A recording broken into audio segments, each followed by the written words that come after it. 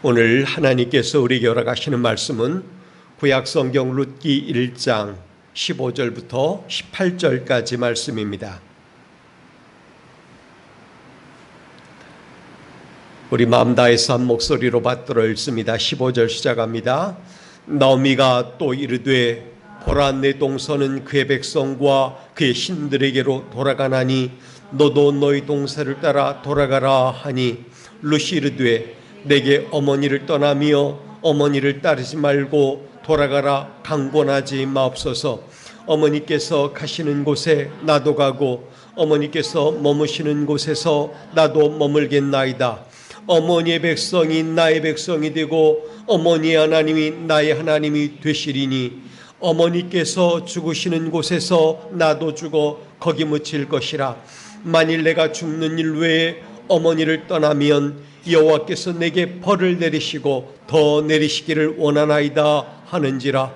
나오미가 룻이 자기와 함께 가기로 굳게 결심함을 보고 그에게 말하기를 그치니라. 아멘. 전 오늘 하나님께서 우리에게 주신 말씀을 가지고 선택이라고 하는 제목으로 여러분과 함께 하나님이 내리시는 은혜를 맛보려고 합니다. 어떤 사람이 그런 말을 했습니다. 인생은 선택이다 라는 말이죠. 그래서 그것을 알파벳으로 표현하면 B와 D 사이에 C다 이렇게 말을 했어요. 여기서 말하는 B는 탄생을, 출생을 의미하고 D는 죽음을 의미하는 것입니다. 물론 C는 선택을 의미하는 것이죠. 이렇게 흥미로운 말을 했는데, 즉 인간의 태어남과 죽음 사이에서 인간은 끊임없는 선택을 하며 사는 존재다, 이렇게 말을 한 것입니다. 사랑하는 성도 여러분, 지금 오늘 우리가 가진 모습은 우리가 선택한 결과인 게 굉장히 많습니다. 성공, 실패 또는 행복, 불행, 이 자체도 상당 부분 우리의 선택 때문에 이루어진 일인 것입니다. 어떤 사람은 자기 인생을 돌아보며 또는 현재의 모습을 보면서 그런 말을 해. 뭐냐면, 내가 이렇게 살 줄은 몰랐다는 거죠. 나는 잘 살 줄 알았어요. 멋지게 살 줄 알았어요. 아름답고 고귀하게 존중받으며 살 줄 알았다는 거죠. 근데 그렇게 안 됐다는 것입니다. 내가 이런 남자와 결혼할 줄은 몰랐다는 것입니다. 그러면서 하는 말이, 내가 내 발등 찍었지 누굴 원망하느냐 하면서 자조 섞인 말을 합니다. 여러분, 오늘 내가 무엇을 선택하고 무엇을 붙잡느냐에 따라서 내일의 행복과 불행이 갈라지는 거예요. 성도 여러분, 우리 인생은 아직도 살아갈 날이 굉장히 많아요. 제가 어릴 때는 환갑잔치를 크게 했습니다. 왜냐하면 환갑잔치 전후로 사람들이 보통 죽었거든요. 물론 더 많이 사는 사람도 있지만 그랬단 말이죠. 그래서 환갑잔치를 크게 한 거예요. 근데 요즘은 환갑잔치 하면 욕먹어요. 왜냐하면 환갑잔치는 잔치 취급을 안 하는 거예요. 7순, 8순, 심지어는 9순, 100세 연을 하는 사람도 많은 거예요. 아마 우리 청년들이 나중에 살아가는 시기에는 110살, 120살 이렇게 살지도 몰라요. 그렇게 긴 시간, 남아있는 시간이 있다는 거죠. 앞으로 살아갈 날이 참으로 많은데, 이 삶의 여정 동안에 전 여러분들이 훌륭한 선택, 복이 되는 선택을 하며 살아갈 수 있게 되기를 주님의 이름으로 축복합니다. 더 복이 되는 선택, 그것을 하고 살아갈 수 있게 되길 바랍니다. 여기에는 결정적으로 성령의 선하신 인도하심과 도와주심이 필요한 거예요. 그래서 성령의 선하신 인도하심을 따라서 복이 되는 선택, 정말 여러분 인생이 잘 되는 선택, 그거 하며 살아갈 수 있게 되길 바랍니다. 본문으로 돌아가 보려고 그래요. 본문에는 나오미가 룻에게 돌아가라 설득하면서 예시로 든 게 그의 동서 이야기입니다. 내 동서는 그 백성과 그 신에게로 돌아가나니 너도 동서를 따라 돌아가라, 이렇게 말을 했습니다. 차불 룻에게 동서의 예를 들면서 내 동서를 따라 돌아가라, 이렇게 말을 했다는 거죠. 근데 여기서 룻은 다른 선택을 하는 것입니다. 그 선택 이야기가 16절, 17절에 계속 나오는 것입니다. 어머니, 저는 어머니를 결코 버리지 않을 거예요. 내 고향과 내 옛 친척들에게로 돌아가지 않겠습니다. 만일 그렇게 되면 제가 저주를 받아도 좋습니다. 룻은 동서가 가는 길과 자기가 가는 길이 이제는 달라져야 된다고 생각을 한 거예요. 동서가 가는 길은 자기 신에게로, 자기 가족에게로, 옛 고향에게로 가는 길이지만 자기는 그렇게 살아갈 수가 없다는 겁니다. 참신 하나님, 어머니 하나님, 내 가족이 믿는 하나님을 따라 그가 복 주시는 그 길을 따라가게 되는 거예요. 이 말이 뭘까요? 저는 더 복이 되는 길이 무엇인지 알게 되었어요. 그 얘기예요. 더 복이 되는 삶을 살겠습니다. 이렇게 결심한 거예요. 그런 의미에서 보면 룻은 위대한 여성이고 지혜로운 여성이고 용기 있는 여성이라고 볼 수 있는 거예요. 어떤 면에서 그렇죠? 자기 가족에게로, 고향에게로 돌아가는 길은 익숙한 곳으로 가는 거예요. 편리해요. 아는 사람한테 손 내밀 수도 있어요. 길을 물어보기도 좋아요. 언어도 통해요. 그런데 어머니를 따라가면 전부 다 낯설어요. 아는 사람도 없죠. 환경도 다르죠. 언어권도 다르죠. 문화적인 충격도 경험하게 될 거예요. 그럼에도 불구하고 이 여인 룻은 어머니를 따르겠습니다. 이렇게 말한 것입니다. 여기서 우리는 질문 한 가지 만들어 봐야 되는 겁니다. 그게 뭐냐면 과연 룻이 자기 의지로 이런 결심을 했을까 하는 거죠. 룻이 과연 자기의 어떤 주관적인 판단과 생각만으로 이런 결심을 했을까 하는 거죠. 물론 그런 개연성도 없지 않아 있을 겁니다만은 그러나 최소한 성경적인 맥락에서 보면 전적으로 이것은 성령의 절대적인 간섭이 있었기 때문이라는 거예요. 여러분, 우리 인생에 이렇게 성령 하나님의 간섭이 들어와야 돼요. 그래야만 우리가 더 복이 되고 더 은혜로운 선택을 할 수 있는 것입니다. 더 나은 선택을 하도록 성령 하나님은 날마다 우리를 권면하시고 이끌어 주시는 겁니다. 보여주시는 거예요. 성령의 인도하심이 있었다고 저는 분명히 믿습니다. 여기서 우리가 첫 번째 붙들어야 될 주제의 말씀이 나오는 것입니다. 그게 뭐냐? 우리 인생은 성령의 인도하심을 따라가야 한다는 겁니다. 여러분, 성령의 인도하심 절대 놓치지 말길 바랍니다. 말씀을 위에서 보시기 바랍니다. 시어머니를 따르겠다는 룻의 결심이 절절히 스며들어 나옵니다. 16절 17절 말씀인데 룻이 이르되 내게 어머니를 떠나며 어머니를 따르지 말고 돌아가라. 강권하지 마옵소서. 어머니께서 가시는 곳에 나도 가고 어머니께서 머무시는 곳에서 나도 머물겠나이다. 어머니의 백성이 나의 백성이 되고 어머니 하나님이 나의 하나님이 되시리니 17절입니다. 어머니께서 죽으시는 곳에서 나도 죽어 거기 묻힐 것이라. 만일 내가 죽는 일 외에 어머니를 떠나면 여호와께서 내게 벌을 내리시고 더 내리시기를 원하나이다 하는지라 라고 했습니다. 우리 좀 더 쉽게 생각해 볼까요? 이런 결정을 쉽게 할 수 있겠는가 하는 거예요. 쉽지 않죠. 무엇 하나 결정하기도 용이하지가 않아요. 더 나은 것을 기대할 수 있다면 가죠. 그런데 안정감이 없잖아요. 자기 아는 사람 없잖아요. 더 나은 것을 기대하기가 어렵잖아요. 그런 곳에 누가 발을 담그고 거기다 인생을 묻으려고 하겠습니까? 좀 더 기댈 것이 있고 행복할 것이 있다면 가겠죠. 그렇다면 이해하겠는데 이를테면 나오미가 그의 가족이 모압 땅으로 간 이유가 뭐죠? 자기 고향에는 흉년이 들었고 모압에는 풍년이 있다. 곡식이 잘 된다. 잘 산다 라는 소리를 들었기 때문에 그것 맛보려고 간 거 아니겠어요? 인생의 선택은 그런 겁니다. 그런 것이 있다면 맛보려고 가는 거예요. 근데 아무리 셈해봐도 그게 없는 겁니다. 그런데도 불구하고 룻이 그런 결정을 했다면 그것은 룻 스스로 한 게 아니라는 것입니다.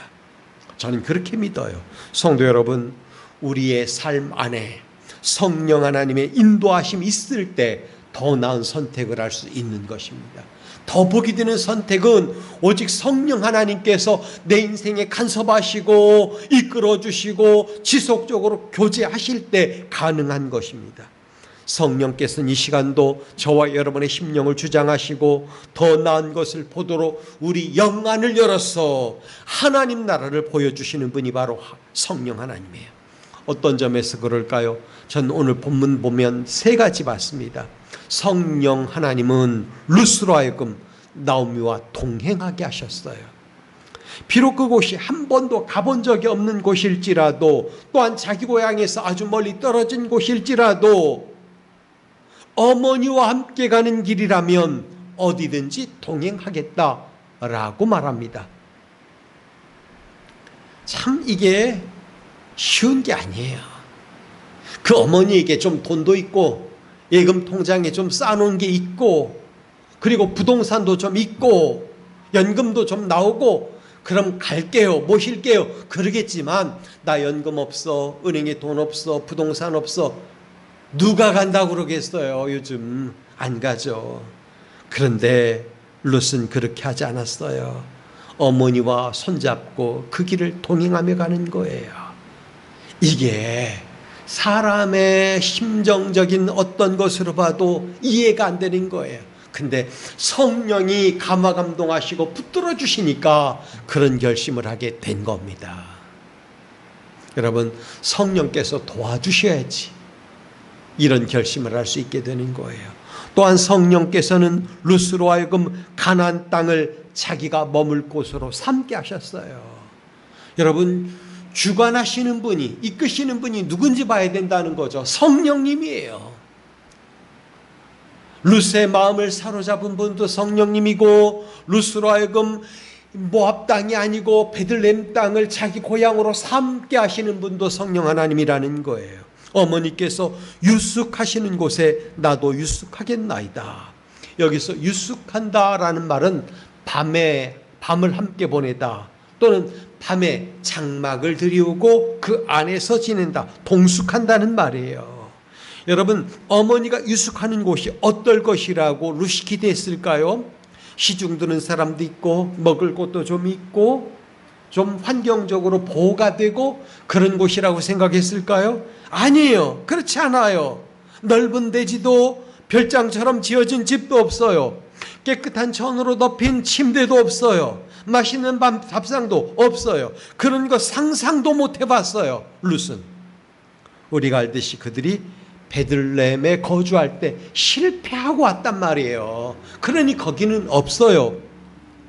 그러니 룻은 베들레헴에서 자기 소유의 어떤 것을 기대하고 가는 것은 아니에요. 그렇다면 룻은 무엇을 기대했을까요? 성도 여러분, 룻은 먹어도 함께 먹고 굶어도 함께 굶는 것을 기대한 것입니다. 조건 때문이 아니라 시어머니와 함께 사는 것, 시어머니가 모시는 하나님을 함께 모시는 것, 그 하나님이 내리시는 은혜 가운데 함께 들어가는 것, 이걸 원한 거예요. 무엇을 봤냐면 시어머니 가운데 역사하시는 하나님을 봤단 말이죠. 성령 하나님으로 하여금 그걸 경험하게 된 거예요. 어머니의 백성이 내 백성이 될 것입니다. 어머니 하나님이 나의 하나님이 되실 것입니다. 이거 누가 그런 고백을 하게 만들었을까요? 여러분, 성령님이에요. 성령께서 그렇게 만들어 주신 거예요. 또한 성령님은 룻으로 죽는 자리도 함께 하겠다 결심하게 만들어 주었습니다.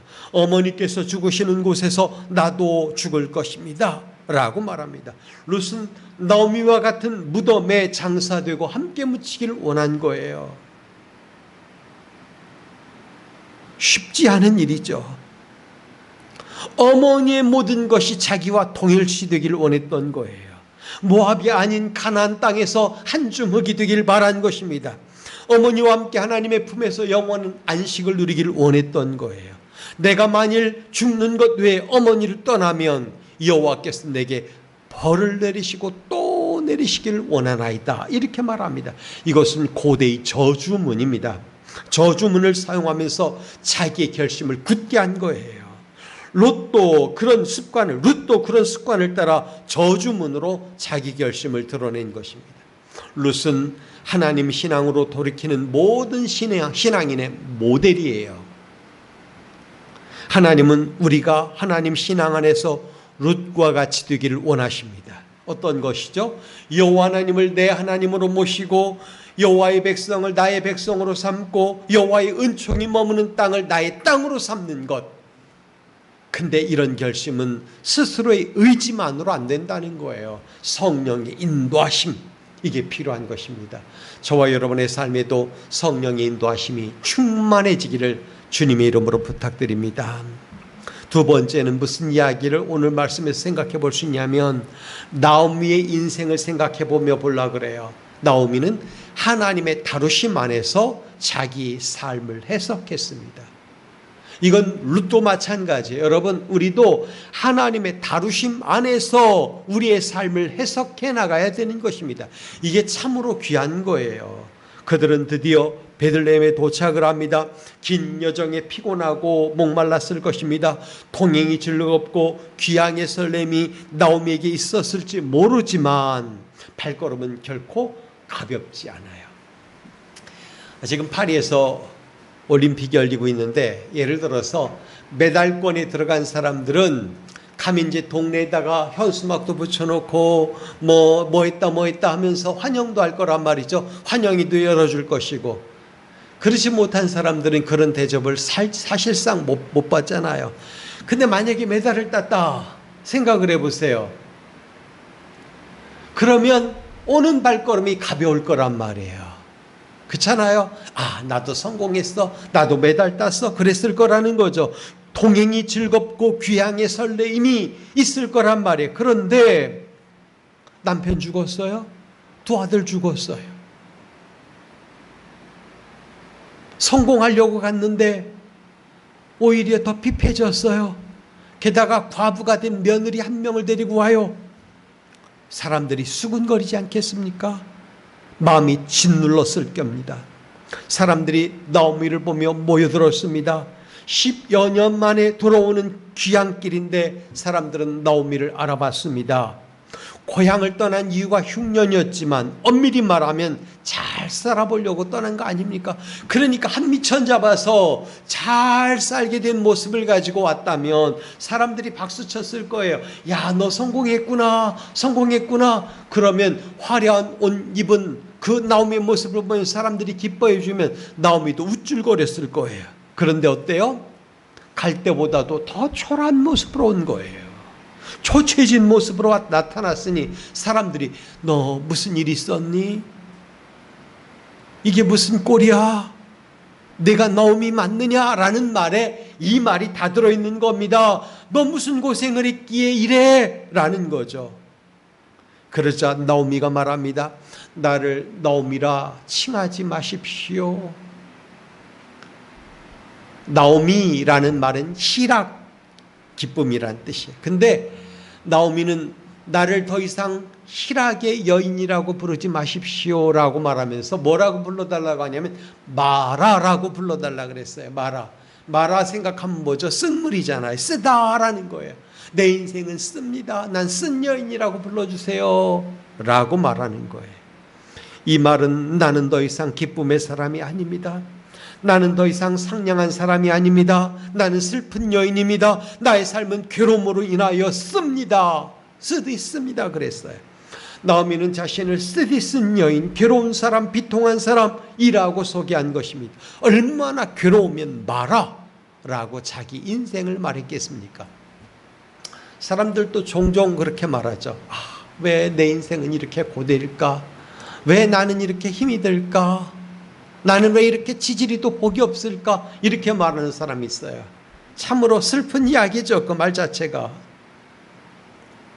사람들에게서나 스스로에게 자랑하듯이 나는 기쁨의 사람이야. 나는 하나님께 은총을 받은 사람이야.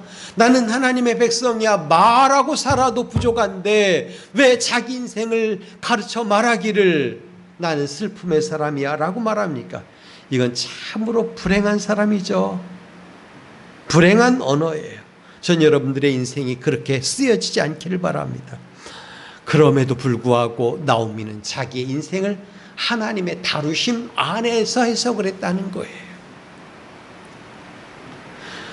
누구든지 자기 인생 가운데 슬픈 일이 밀려오면 하나님을 원망합니다. 조상을 원망합니다. 가족을 원망합니다. 배우를 원망합니다. 사람들에게 책임을 전가합니다. 운이 없어서 그랬다고 운명론에 맡깁니다. 그런데 나오미는 그렇게 하지 않았습니다. 하나님께서 이렇게 만드셨습니다. 하나님의 다루심으로 보았다는 거예요. 여러분, 저는 이게 위대한 고백이라고 생각을 해요. 하나님도 우리 인생을 다뤄가십니다. 어떤 때는 이 모양으로 다루시고 어떤 때는 저 모양으로 다루시는 분이 하나님이에요. 그러나 궁극적으로 하나님께서 우리 모양을 다듬어서 하나님의 복덩이로 만들기를 원하시는 분이 바로 우리 하나님이에요. 저나 여러분들이 그걸 믿어야 되는 겁니다. 그렇기 때문에 인생의 한 페이지 가운데, 한 부분 가운데 슬픈 일이 들어왔다고 나는 지지로도 복이 없어, 나는 왜 이렇게 힘이 들까? 그렇게 말하지 마세요. 그건 마이너스 언어를 사용하는 사람들의 습관적인 나쁜 모습이에요. 그렇게 말하면 안 돼요. 그건 일부지. 긴 시간 보면 하나님께서 얼마나 많은 은혜를 우리에게 내리셨습니까? 얼마나 많은 복을 주셨습니까? 지가 뭔데 여기까지 온 게 누가 복 주어서 그런 건데 왜 그런 생각을 못해요? 나는 정말 형편없이 부족한데, 나는 아무것도 아닌데 하나님께서 나를 이만큼 높여주셨어 라고 말을 해야죠. 그게 플러스 언어를 사용하는 사람들의 모습인 거예요. 절대 비관적인 언어, 슬픔의 언어, 남을 슬프게 만드는 언어 쓰지 마세요. 그건 잘못된 사람이에요. 하나님은 그렇게 우리 인생 다루시지 않아요. 나오미도 만약에 자기 인생을 지금 그것만 놓고 본다면 나는 너무 슬픈 사람이야, 나는 망한 사람이야, 나는 희망이 없어 그랬겠지만 하나님이 이렇게 하셨습니다 라고 하나님의 다루심 안에서 인생을 해석하고 있다는 거예요. 성도 여러분, 나오미를 다루신 하나님은 오늘 우리도 다루시는 분이에요. 그러므로 우리도 나오미처럼 우리 인생이 여정에 펼쳐진 모든 일을 하나님의 다루심 안에서 해석을 해야 되는 것입니다. 옷 한 벌만 남았다면 그것도 하나님이 주신 거예요. 남과 헤어지는 아픔을 겪었다면 그것도 하나님이 다루신 것입니다. 인생의 쓴뿌리가 만들어졌다면 그것도 하나님이 다루신 거예요. 전능자가 나를 심히 괴롭게 하셨음이라 내가 풍족하게 나갔더니 여호와께서 나로 비어 돌아오게 하셨느니라. 여호와께서 나를 징벌하셨고 전능자가 나를 괴롭게 하셨느니라. 이게 나오미가 한 말이에요. 자기 인생을 누가 그렇게 만들었다고요? 하나님이 그렇게 만들었다는 거예요. 나오미는 자기 실존을 인정하였어요. 나오미가 아니고 마라라고 말하라는 거죠. 여러분, 자기의 가장 비참한 모습을 사람들 앞에서 드러내는 거예요. 자기 실존을 고스란히 노출시키는 거예요. 숨기지 않았습니다. 자기가 슬픔이 있는 사람인 것도 숨기지 않았어요. 이것은 감춘다고 감추어지는 게 아닌 것입니다. 하나님 앞에서 자기를 솔직하게 노출시킬 수 있기를 바랍니다. 즉 자기 실존을 인정하는 사람이 하나님께서 간섭하기 좋은 사람이에요. 하나님 앞에서 우리는 우리 스스로를 포장할 필요가 전혀 없어요. 슬프면 슬픈 모습으로, 가난하면 가난한 모습으로 하나님 앞에 나설 수 있길 바랍니다. 하나님께서 자기 인생을 더 혹독하게 다루셔도 그냥 아멘하며 하나님의 손 안에 붙들려 있길 바랍니다. 하나님은 궁극적으로 여러분을 다루어서 복이 되게 만드시는 분이라는 거예요. 가장 좋은 것으로 여러분 인생 가운데 하나님의 놀라운 은총과 복락을 내려주시기 원하시는 분이 바로 우리 하나님이에요. 인생을 하나님의 다루심 안에서 해석하며 사는 것, 그건 축복입니다. 마지막 세 번째, 오늘 말씀에서 볼 게 뭐냐면 더 복이 되는 선택을 하라는 겁니다. 더 복이 되는 선택을 하라. 우리는 두 여인의 선택, 그러니까 룻과 그의 동서의 선택, 여기 생각해 봐야죠. 더 복이 되는 선택이 얼마나 중요한가 보자는 거죠. 오르바는 자기 민족에게로 돌아갔습니다. 하지만 룻은 나오미를 따라 하나님의 은총이 부어지는 땅으로 갑니다. 갈 때는 오르바는 좀 가벼운 걸음으로 갔을 거예요. 그래도 내 고향인데, 고향에는 내 오빠가 있지, 내 아버지가 있지, 내 어머니가 있지, 내 형제들이 있지 라고 하며 갔을 수 있어요. 근데 나오미와 함께 간 룻은 가는 길이 고단했을지 몰라요. 왜냐하면 그런 여건들이 없거든요.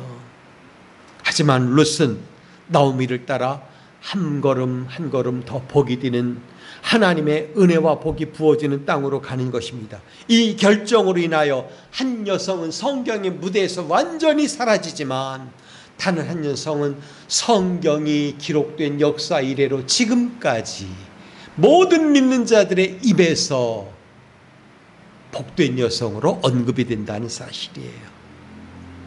이방인으로 하나님의 백성이 된 것도 복이죠. 예수 그리스도의 족보 안에 들어간 축복을 누리게 된 거예요. 더 복이 되는 선택을 하는 룻의 모습을 보시기 바랍니다. 18절에 이렇게 나옵니다. 룻이 이르되 16절입니다. 내게 어머니를 떠나며 어머니를 따르지 말고 돌아가라 강권하지 마옵소서. 어머니께서 가시는 곳에 나도 가고 어머니께서 머무시는 곳에 나도 머물겠나이다 라고 말합니다. 룻이 분명하게 말하면 효부였습니다.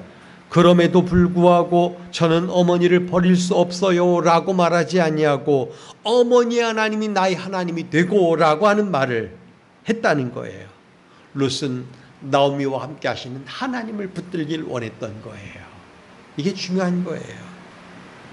전에 섬기던 모압의 신을 버리고 하나님을 섬기겠다고 완전히 인생을 바꾼 겁니다.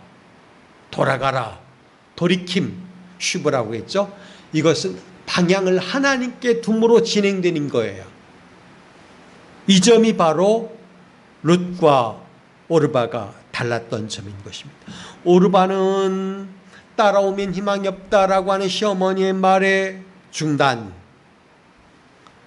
룻은 그런 말이 들렸음에도 불구하고 끊임없이 움직여 갔다는 겁니다. 어느 방향성으로? 하나님께로. 이게 돌이킴이에요. 성도 여러분, 하나님은 룻으로 하여금 그런 결정을 하게 만드셨어요. 복이 되는 결정을 하게 만드셨어요. 우리가 가야 될 길이 비록 육신적으로 연약하고 고달픈 길일지 몰라도 생명이 되는 길이라면 하나님께서 오늘도 우리를 붙잡아 그곳으로 이끌어 가시는 거예요.